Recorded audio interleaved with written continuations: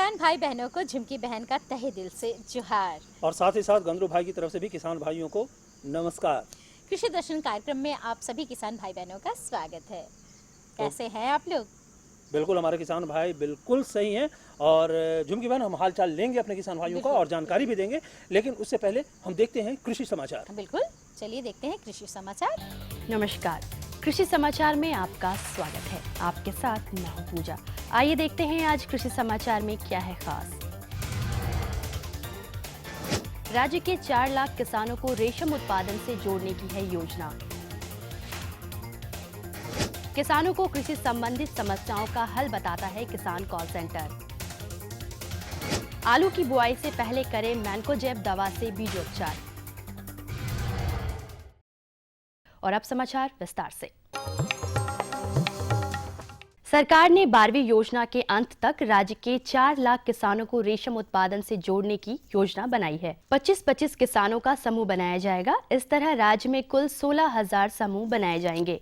रेशम उत्पादक किसानों को केंद्रीय सिल्क बोर्ड, कपड़ा मंत्रालय, उद्योग विभाग, BRGF और IAP से आर्थिक सहायता प्रदान की जाएगी। किसान अपनी खेतीबाड़ी से संबंधित किसी भी प्रकार की समस्या का हल किसान कॉल सेंटर में फोन करके पूछ सकते हैं। किसान कॉल सेंटर भारत सरकार द्वारा स्थापित एक सेवा है, जहां फोन करने पर किसानों से कॉल का कोई शुल्क नहीं लिया जाता। किसान कॉल सेंटर का टोल फ्री नंबर है 1551 और 1800-180-1551 है।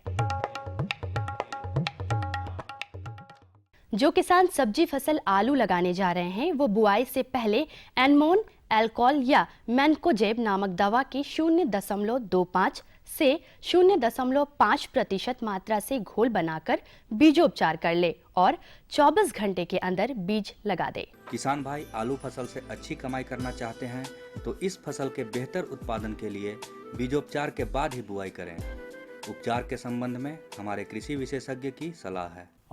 किसान भाइयों, जैसे कि आप अगर आलू की रुपाई करने जा रहे हैं, जो कि हम या तो उसके ट्यूबर से कटिंग करके लगाते हैं या सीधी आलू को लगाते हैं, तो उसमें आप उसको बीजोपचार जरूर करें। जिसमें कि एनमोन नाम की दवा आती है, एल्कोहल नाम की दवा आती है या मैनकोजेब आती है। तो इसकी जैसे कि मैनकोजेब है तो इसकी 0.5% इसमें 0.25 से 0.5% के घोल में इसको आप 10 मिनट तक डुबो के रखें और 10 मिनट के डुबोने के बाद इसको छायादार स्थान पे आप इसको सुखाएं और यह सुनिश्चित करें कि 24 घंटे के अंदर इस जो आपने बीजोपचार किया है आलू के बीज को, उसको वापस आप 24 घंटे के अंदर जो है आप अपने खेतों में अवश्य लगा दें।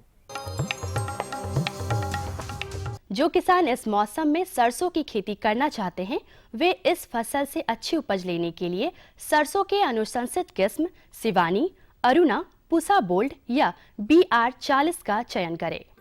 सरसों फसल लगाने के लिए किसान भाई 7 से 8 किलो बीज प्रति हेक्टेयर की दर से उपयोग करें तथा बुआई में कतारों के बीच 30 सेंटीमीटर तथा पौधों के बीच 10 सेंटीमीटर की दूरी रखें। सरसों के बेहतर पैदावार के लिए अनुशंसित किस्म सिवानी, वरुणा, पूसा बोल्ड या BR40 लगाएं। इनकी उत्पादन क्षमता 8 से 10 क्विंटल प्रति हेक्टेयर है। राज्य के किसान खेती की तैयारी और खरपतवार नियंत्रण के लिए बक्खर नामक कृषि उपकरण की मदद ले सकते हैं। इसकी कार्यक्षमता 1 से 1.5 एकड़ प्रतिदिन है। आज हम आपकी मुलाकात एक ऐसे किसान से करवाने जा रहे हैं जो सिर्फ खेतीबाड़ी के जरिए ही अपने परिवार को खुशहाल बनाने में कामयाब है। आइए मिलते हैं उस सफल किसान से जिनके लिए खेती ही सब कुछ है। यही वजह है कि वो अपने किसी भी फसल की खेती में अपनी पूरी ऊर्जा लगा देते हैं और बदले में पाते हैं दुगनी उपज और ढेर सारा मुनाफा। अभी मेरा करीबन 2.5 एकड़ में मटर लगा हुआ है और उम्मीद करता हूं कि जितना मेरा मटर लगा हुआ है उसमें लाख से पार का इनकम होगा। और मैं जब उतना इनकम होगा तो अच्छा अपना बच्चा को एजुकेशन दे सकता हूं। और मेरा बच्चा अच्छा इंग्लिश मीडियम ही पढ़ते हैं और पढ़ाई भी करने में जो पैसा खर्च होता है मैं इसी से चलाता हूं, खेती से ही। और बढ़िया घर में रह रहे हैं, खाना पीना बढ़िया चल रहा है। और अब एक नजर राज्य के 5 प्रमुख शहरों के मौसम के मिजाज पर। आज राज्य के 5 प्रमुख नगरों के अधिकतम और न्यूनतम तापमान कुछ इस प्रकार दर्ज किए गए। रांची का अधिकतम तापमान 24 डिग्री सेल्सियस और न्यूनतम 13 डिग्री सेल्सियस। जमशेदपुर का अधिकतम तापमान 28 डिग्री सेल्सियस और न्यूनतम 15 डिग्री सेल्सियस। मेदिनीनगर का अधिकतम तापमान 26 डिग्री सेल्सियस और न्यूनतम 13 डिग्री सेल्सियस। देवघर का अधिकतम तापमान 26 डिग्री सेल्सियस और न्यूनतम 14 डिग्री सेल्सियस। वहीं धनबाद का अधिकतम तापमान 26 डिग्री सेल्सियस और न्यूनतम 15 डिग्री सेल्सियस दर्ज किया गया।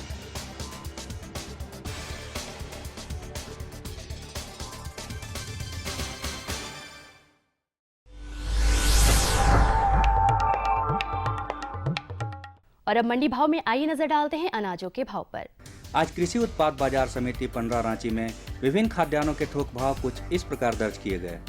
चावल मोटा 1850 रुपए से 2150 रुपए, चावल मध्यम 2200 रुपए से 2650 रुपए, चावल उत्तम 2700 रुपए से 5300 रुपए, गेहूं 1450 रुपए से 2200 रुपए, चना 3800 रुपए से 4200 रुपए, दाल अरहर 5400 रुपए से 6700 रुपए, दाल मसूर 4500 रुपए से 5400 रुपए, दाल चना 4600 रुपए से 5500 रुपए, सरसों तेल 8400 रुपए से 9400 रुपए, चीनी 3300 रुपए से 3400 रुपए, आलू 1100 रुपए से 1300 रुपए और प्याज 4000 रुपए से 4500 रुपए प्रति क्विंटल रहा। कृषि समाचार में आज इतना ही। अगले दिन अगले अंक में फिर होगी मुलाकात कुछ ताज़ा तरीन खबरों के साथ। तब तक के लिए दीजिए इजाजत। नमस्कार, जोहार। हमें लगता है कि कार्यक्रम को और आगे बढ़ाएं, इसके पहले हमें लेना पड़ेगा एक छोटा सा विराम। बिल्कुल तो इस विराम के बाद हम पुनः हाजिर होते हैं किसान भाइयों। तब तक आप बने रहिए हमारे साथ। बिल्कुल, कहीं जाइएगा नहीं। ये लो और बताओ। बस। अरे ये क्या भैया जी, बस इतनी सी रासायनिक खाद? किसानी छोड़ रहे हो क्या? किसानी नहीं, नादानी छोड़ रहे हैं। मिट्टी की जांच कराई है। अब तो लालाजी जितनी जरूरत है उतने ही उर्वरक खेत में डालेंगे। हाँ, किसान भाई आज ही अपने जिले की नजदीकी भूमि परीक्षण प्रयोगशाला में मिट्टी की जांच जरूर करवाएं और मिट्टी में पोषक तत्व, नमी व पौधे के विकास को देखते हुए केवल जरूरत के अनुसार ही पोषक तत्व डालें। और हाँ, मिट्टी में गंधक, जस्ता, बोरोन जैसे सूक्ष्म पोषक तत्वों का पता लगाना भी न भूलें।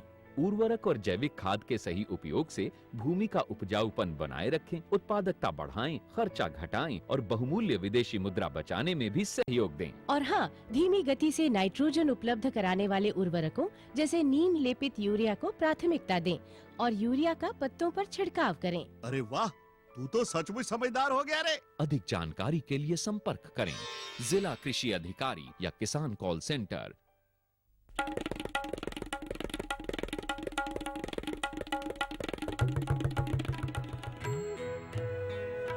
अम्मा जी, मैं चली स्कूल पढ़ने। स्कूल? पर शादी के वक्त तो तूने कहा था कि तू पढ़ी लिखी है। अरे अम्मा जी, फार्म स्कूल जा रही हूँ खेती की नई नई बातें सीखने। आप भी चलो ना। फार्म स्कूल, जहाँ खेतों में पैदावार बढ़ाने की हर बात किसानों को सिखाई जाती है, जैसे मिट्टी के हिसाब से सही खाद, बढ़िया बीज और जरूरत के मुताबिक कीटनाशक, ताकि कम लागत में अधिक मुनाफा।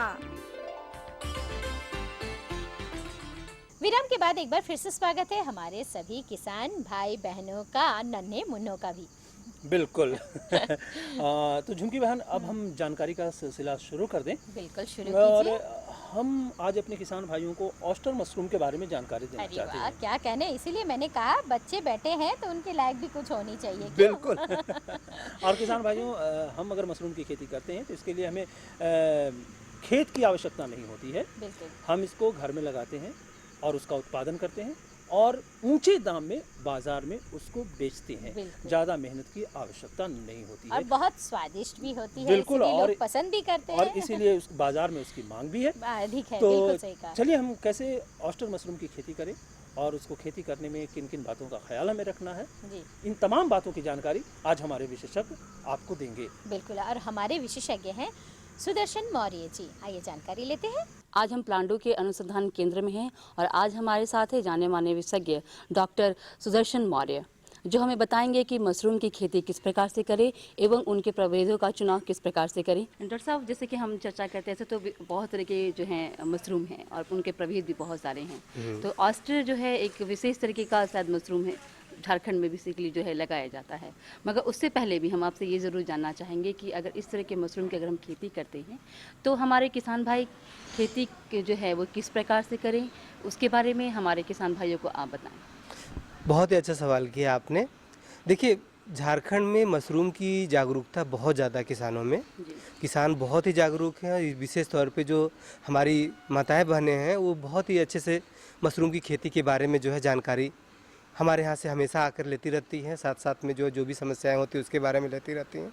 लेकिन सबसे बड़ी बात है मशरूम के प्रभेदों का चयन, क्योंकि देखिए झारखंड में मुख्य तौर पे जो है 4 जो है विशेष तरह के जो मशरूम हैं जो कि उगाए जाते हैं। जाड़े के दिनों के लिए बटन मशरूम है जो कि गोला आकार का सफ़ेद मशरूम होता है। इसके बाद एक जो है ओयस्टर मशरूम है जो कि ज़्यादा पॉपुलर है, पूरे वर्ष भर आप उगा सकते हैं। और उसके बाद है पैडिस्टा मशरूम जो कि पुआल के ऊपर उगाया जाता है।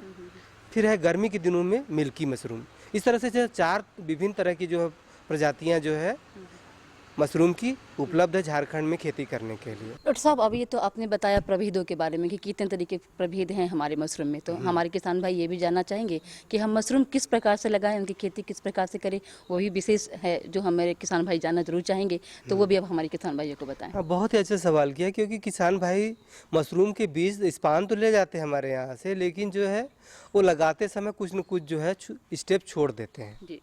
तो लगाते समय कुछ सावधानियों को आपको ध्यान में रखना है कि जहाँ पे आपको मशरूम लगाना है उस कमरे की जो अच्छे से सफाई कर लें।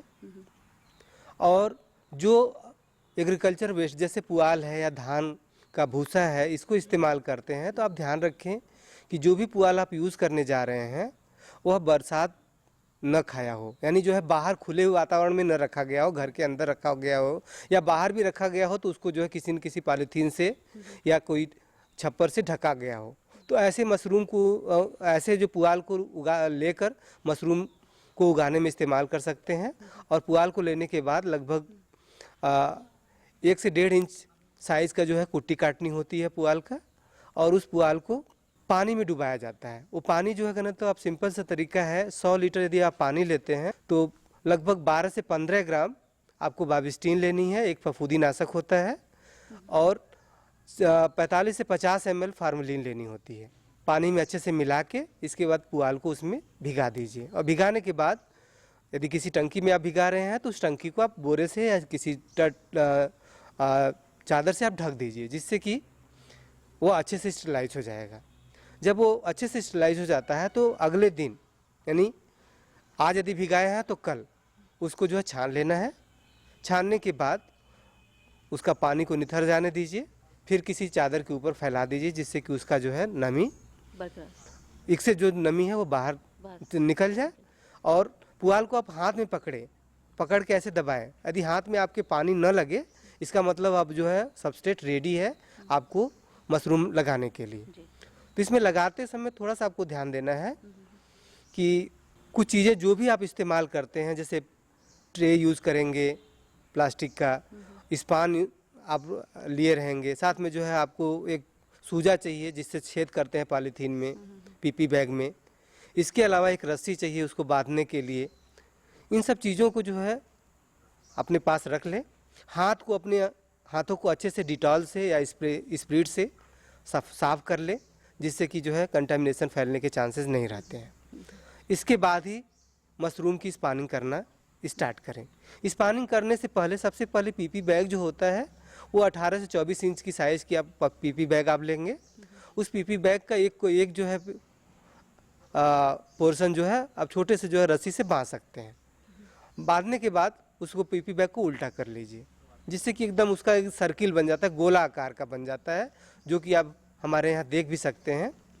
उसके बाद पुआल एक लेयर, फिर स्पान, फिर पुआल, फिर स्पान, फिर पुआल, फिर स्पान। इस तरह से जो है आपको स्पान को फैलाते हुए, पुआल से दबाते हुए, इस तरह से 5 से 6 लेयर में जो है स्पानिंग करते हैं। और मुंह बांधने से पहले सूजे से 8 से 10 जगह पे छोटे छोटे छेद कर देते हैं, जिससे कि एरेशन होता रहे और स्पान को फैलने में आसानी रहती है, साथ ही साथ उसी रास्ते से मशरूम निकलता है। और हम आपसे ये भी जानना चाहेंगे डॉक्टर साहब कि जो है कीट, बहुत सारे कीट भी जो हैं इस तरह के सिंचाई व्यवस्था में लग जाते हैं, तो वे कौन कौन से महत्वपूर्ण कीट है और उनकी व्यवस्था और उनको किस तरह से मारा जाए उसके बारे में हमारे किसान भाई जरूर जानना चाहेंगे। बहुत ही अच्छा सवाल किया, क्योंकि देखिए यदि आप सावधानी बरतते हैं तो आपको आपके मशरूम में कीड़े मकोड़े और बीमारियां नहीं आती हैं।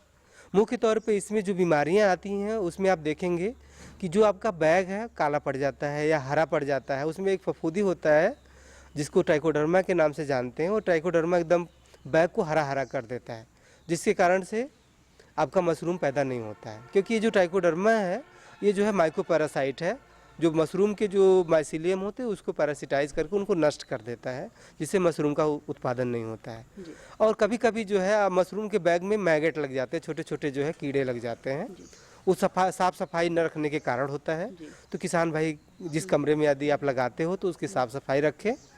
और जो डिजीज़ की बात कर रहे थे, जो ट्राइकोडर्मा आता है, उसमें सिंपल सा है कि जब आप सबस्ट्रेट को भिगाते हैं तो उस समय आप ध्यान में रखें कि 12 से 15 ग्राम बाविस्टीन आपको डालना है। बाविस्टीन यानी कार्बेंडाजिम के नाम से दवा होती है। कार्बेंडाजिम 12 से 15 ग्राम 100 लीटर पानी में डालना है। इनकी मात्रा यदि कम रह जाती है तो ट्राइकोडर्मा आने के चांसेस होते हैं। कभी कभी ये भी हो सकता है कि जैसे आप जो पुआल यूज़ कर रहे हैं बाहर बारिश खा गया हो और फिर उसको आप यूज़ करते हैं तो वो अच्छा उत्पादन नहीं देगा और उसमें बीमारी आएगी। तो इस तरह की सफाई का ध्यान रखें। साथ ही साथ यदि आप चाहें तो जिस कमरे में आप मशरूम की खेती करते हैं वहाँ पे एक छोटा सा बल्ब लगा दीजिए और उसको पीले कलर के पॉलीथीन का एक जो तब होता है, पन्नी होती है, उसको उससे आप ढक दीजिए बल्ब को और उसमें ग्रीस लगा दीजिए। तो इससे क्या होगा कि जो भी कीड़े मकोड़े होंगे वो उस पर अट्रैक्ट होके चिपक जाएंगे और आपका जो है मशरूम बीमारियों से और कीड़ों से बचे रहेंगे। से ये भी ज़रूर जानना चाहेंगे कि जो है मशरूम की गुणवत्ता को बढ़ाने के लिए हमें उर्वरकों का भी जो है ध्यान रखना चाहिए, तो उसके बारे में आप हमारे किसान भाइयों को बताएं। देखिए मशरूम की गुणवत्ता, इसमें जो है फर्टिलाइजर्स, जैसे वेस्टर मशरूम के लिए कोई फर्टिलाइजर की ज़रूरत नहीं पड़ती, ना ही कोई उर्वरक की ज़रूरत पड़ती है। मशरूम जो वेस्टर मशरूम है सिंपल पुआल के ऊपर उगाया जाता है और यह जो है पुआल और भूसा यदि उपलब्ध है, झारखंड में तो पुआल, धान का पुआल आसानी से मिलता है, इसलिए धान के पुआल पर उगाया जाता है। और इसमें बस केवल लगता है आपका फार्मेलिन और कार्बेंडाजिम, यानी एक फफूंदी नाशक है और एक जो है जर्मीसाइड है। तो ये दो चीज़ की ज़रूरत पड़ती है। इसके अलावा पीपी बैग की ज़रूरत पड़ती है। इसके अलावा कोई फर्टिलाइज़र की ज़रूरत नहीं पड़ती है। बटन मशरूम के लिए ज़रूर पड़ती है फर्टिलाइज़र की ज़रूरत। उसके लिए कंपोस्टिंग 1 महीने का जो प्रोसेस होता है उसमें कंपोस्टिंग किया जाता है। डॉक्टर साहब ये तो है कीट के बारे में जो है और उर्वरकों के बारे में बातचीत। हम आपसे ये भी जानना चाहेंगे कि हमारे किसान भाई मशरूम लगा लिए, खेती कर लिया उन्होंने, तो अब इसके बाद जो है खेती करने के बाद जो है वो किस तरह से उनकी कटाई करें और किस तरह से उनको जो है पैकेजिंग करें और मार्केट में भेजें, उसके बारे में विशेष जानकारी दें। बहुत ही अच्छा सवाल किया आपने। देखिए मशरूम उत्पादन तो किसान कर लेता है, लेकिन तोड़ाई के समय थोड़ा सा ध्यान देने की ज़रूरत है कि जब भी मशरूम की फ्रूटिंग बॉडी जब बन जाती है बैग के ऊपर तो उसको सिंपल सा है, हाथ को उससे पकड़िए और हल्का सा घुमा दीजिए, एंटी क्लॉक या क्लॉकवाइज घुमा देंगे तो अपने आप वो मशरूम टूट के आपके हाथ में आ जाता है। और तोड़ने के बाद इस तरह से तोड़ाई कर लीजिए। तोड़ाई करने के बाद आप जो है उसमें आप देख लीजिए कि जो भी आप मशरूम तोड़े हैं उसमें भूसा या पुआल का कोई अवशेष न लगा हो, इसकी सफाई कर लें। इसके बाद जब किसान भाई उसको पैकेजिंग करते हैं तो जो पॉलीथीन के बैग जो लेते हैं उसमें कुछ छेद बना लें, क्योंकि जो है ये जो है मशरूम जो है लाइव ऑर्गेनिज्म होता है। ये जो है हमेशा जो है रेस्पिरेशन और ट्रांसपिरेशन और करता रहता है। तो उससे यदि पॉलीथीन का मुंह यदि आप बंद करते हैं तो अंदर पानी की एक लेयर जो है चिपक जाती है बैग के ऊपर। यदि उसमें आप छेद कर देते हैं तो पानी की लेयर नहीं करती है और आपका जो है मशरूम लंबे समय तक अच्छा बना रहता है और उसको मार्केट में आप जो है इसके बाद भेजकर आप अच्छा उपज आमदनी प्राप्त कर सकते हैं। तो किसान भाइयों, आपने देखा कि हमारे विशेषज्ञ ने कितनी अच्छी जानकारियाँ दी। उन्होंने बताया कि अगर हम मशरूम की खेती सुरक्षित तरीके से करें तो हम अधिक से अधिक लाभ कमा सकते हैं। डॉक्टर साहब, आप हमारे इस कार्यक्रम में आए और इतनी अच्छी और महत्वपूर्ण जानकारियाँ दी, इसके लिए आपका बहुत बहुत धन्यवाद। धन्यवाद किसान भाइयों। तो डॉक्टर सुदर्शन मौर्य ने काफ़ी अच्छी जानकारी दी और अगली जो जानकारी है वो हम अपने किसान भाइयों को दिलवाने जा रहे हैं। और वो विधि से मटर की खेती के बारे में मुझे पता है। भाई लेकिन ये जानकारी हमारे कोई विशेषज्ञ नहीं, हमारे किसान आपको दे रहे हैं। अरे वाह, बहुत किसान अच्छी भी बात अपने आप में एक विशेषज्ञ हैं। बिल्कुल। और उन्होंने किस तरह से मटर की खेती की है ड्रिप विधि से, इस बारे में वो आपको जानकारी देंगे। तो आइए आपको मिलवाते हैं दुबराज महतो जी से। जैसा कि हमेशा हम कुछ नई जानकारियाँ देते हैं खेती बाड़ी के बारे में, लेकिन आज हम आपको रूबरू कराएंगे एक ऐसे इंसान से जो कि आधुनिक युग में लोग चाहते हैं व्यवसाय के क्षेत्र में आगे बढ़े। ऐसी परिस्थिति में भी खेती करना लोग सही मानते हैं और ऐसे सफल किसान हमारे साथ हैं। जी हाँ, हम बात करेंगे और हम आपसे मिलाएंगे दुबराज महतो जी से। आप हमें बताएं कि आपने खेती को क्यों चुना और इस खेती के साथ आपका जीवन का जो सफ़रनामा है उससे थोड़ा परिचय कराएं हमारे किसान भाइयों से। खेती में सही में वाकई में बेनिफिट बढ़िया है, काहे कि ड्रिप इरिगेशन से इसमें क्या फ़ायदा है कि इसमें लेबर का कॉस्ट बहुत कम लगता है और साथ में इसमें हमको पैदावार भी बहुत बढ़िया होता है ड्रिप इरिगेशन से। और जैसा कि आपके खेत में हम हैं महतो जी, तो ये बताइए अभी आप क्या लगाए हैं और अभी क्या तैयारियाँ चल रही है आपकी? अभी मेरे खेत में मटर लगा हुआ है और जैसे जैसे हमारे भैया बैजनाथ जी बोलते हैं कि मटर के बाद में फिर इसमें क्या लगाना, तो मैं बैगन भी लगाऊंगा और अभी 1 एकड़ में मिर्चा भी लगा हुआ है, साथ में फ्रेंच बीन लगा हुआ है और करीबन मेरा 2 एकड़ में मटर लगा हुआ है। तो इसकी शुरुआत आपने कैसे की, क्या क्या आपने विधि और किस तरह के प्रयोग आपने आजमाए हैं, उनको थोड़ा उससे आप रूबरू कराएं हमारे किसान भाइयों को। देखिए, इसमें ड्रिप इरिगेशन में जो है मिट्टी का जो अथी बनाया बेड बनता है, उसमें क्या है कि उसमें ऊंचा होता है तो इससे पानी भी नुकसान नहीं पड़ता है पौधा में, इसमें उपज भी बहुत बढ़िया होता है। अभी आप उसमें किन किन खादों का इस्तेमाल कर रहे हैं मटर का और कब तक आपका मटर तैयार हो जाएगा, ये सब चीज़ें भी बताएं हमारे किसान भाइयों को। देखिए, मटर करीबन रोपाई से 45 दिन के अंदर में टुटाई चालू हो जाता है और इसमें हम केचुआ खाद डाले हैं। फर्स्ट में गोबर डालें, उसके बाद में केचुआ खाद डालें और मतलब अधिकतर हम लोग जैविक खाद ही ज़्यादा यूज करते हैं। इससे क्या होता है कि पौधा भी बढ़िया रहता है और हरा भरा रहता है। उसका हम लोग का मार्केट में जब जाता है ये फसल तो माने डिमांड बहुत बढ़िया रहता है। और मटर की खेती में जैसे हम देखते हैं कि छोटे छोटे खरपतवार हो जाते हैं, उसकी साफ सफाई का खास ध्यान रखा जाता है, तो उसमें क्या बताना चाहेंगे हमारे किसान भाइयों को? इसमें खरपतवार होता है, इसको सफाई करवाते हैं, कुछ मजदूर को लाते हैं और सब अच्छा होता है, मतलब बीमारी नहीं पकड़ता है और उपज। परिवार में जितने लोग हैं उनका किस तरह से सहयोग मिलता है आपकी इस खेती बाड़ी में? हमारे परिवार में 2 बच्चे हैं मेरा और मेरा एक पत्नी है, पत्नी भी पूरा सपोर्ट करती है इस खेती में। जो कृषि क्षेत्र से आगे नहीं बढ़ना चाहते हैं, खेती बाड़ी नहीं करना चाहते, उनके लिए क्या सुझाव, क्या दिशा देना चाहेंगे कि नहीं खेती से भी आप जीवन में आगे बढ़ सकते हैं, एक सुझाव दीजिए। देखिए, खेती में अगर पहला तो ज़मीन होना चाहिए, अगर ज़मीन नहीं है तो बगल में ये हम जो ज़मीन अभी लिए हैं ये लीज में लिए हैं, मेरा तो अपना है ही नहीं, ठीक है, लेकिन देखें कि प्रति ज़मीन है और इसको अगर यूज किया जाए तो बेनिफिट हमको भी होगा और जो मतलब जिसका ज़मीन है उसको भी कुछ मिला जाए। तो इस तरह से हमने शुरुआत किया और मेरे गांव के अगल बगल के ही मेरे साथी लोग भी सपोर्ट किए कि ठीक है, तुम अगर करना चाहते हो तो मैं देता हूं आपको लीज में ज़मीन, और लीज में दिए और खेती कर रहे हैं तो अच्छा लग रहा है और इससे बेनिफिट भी बढ़िया है। जाहिर सी बात है, आप बाज़ार में इसको आप ले जाएंगे, क्या उम्मीद रखते हैं आपको मटर से कितना मुनाफा मिलता है किसान भाइयों को? हाँ, मुनाफा तो अच्छा मिलेगा, काहे कि अगले बार लगाए थे मटर, उसमें अच्छा मुनाफा हुआ था, तो इसलिए मैं जल्दीबाजी में इसको लगाया, तो इसमें भी देखा कि मटर मेरा बढ़िया है अभी और बाज़ार में बढ़िया इसका कीमत भी मिलेगा, उम्मीद है। जी, ये थे हमारे दुबराज महतो जी। इनका काफ़ी ऊंचा सोच है और चाहते हैं कि हम खेती से आगे बढ़ें, और मटर के बारे में जहाँ तक बात है तो इनको पूरी उम्मीद है कि पिछले साल की अपेक्षा इस साल भी इनको ज़्यादा मुनाफा मिलेंगे। और कुछ खास जानकारियाँ जो किसान भाइयों को आप अपनी तरह से देना चाहते हैं, आपके जैसे किसान भाई आपको देख रहे हैं, तो कुछ एक अच्छी सी सोच या सुझाव? देखिए, अगर आदमी को पैसा कमाना है करना पड़ेगा, बिना मेहनत का कोई भी लाइन में जाएगा तो मेहनत करना पड़ेगा। इसी तरह हम लोग खेती में चाहे कि हम लोग पूरा फैमिली की मेहनत करेंगे तो इससे बेनिफिट होगा। तो हम लोग जी नहीं चुराए और पूरा तन मन धन लगा के मेहनत कर रहे हैं तो अच्छा पैसा भी आ रहा है और हम लोग बढ़िया खुश भी रहते हैं और पूरा हम लोग बढ़िया से ज़िंदगी बिता रहे हैं। किसान भाइयों, उनका कहना है कि पूरी मेहनत के साथ कोई भी काम करे तो सफलता मिलती है और इन्हें मिल भी चुका है और इनसे आप मिल भी चुके हैं। तो जाहिर सी बात है, इस तरह की तमाम जानकारियों से आप भी अपने जीवन में खेती के साथ साथ आगे बढ़ेंगे और नई कुछ खास जानकारियों के साथ और एक नई प्रगतिशील किसान के साथ फिर मुलाकात होगी। तब तक के लिए दीजिए आज्ञा। नमस्कार, जोहार। वाह, बहुत सुंदर जानकारी ना, है ना? भाई। तो चलिए, अब ये जानकारी तो खत्म हुआ, लेकिन एक छोटी सी जानकारी आपकी बाकी है। आपको लिए चलते हैं IMD पुट। भारतीय मौसम विभाग पुणे से प्राप्त आज का मौसम पूर्वानुमान इस प्रकार है। आकाश साफ रहेगा, बारिश होने की संभावना नहीं है। हवा उत्तर से पूर्व की ओर 4 किलोमीटर प्रति घंटे की रफ्तार से चलेगी। आज का अधिकतम तापमान 28 डिग्री सेल्सियस और न्यूनतम तापमान 13 डिग्री सेल्सियस रहने की संभावना है। अब मौसम पूर्वानुमान पर आधारित कृषि सलाह।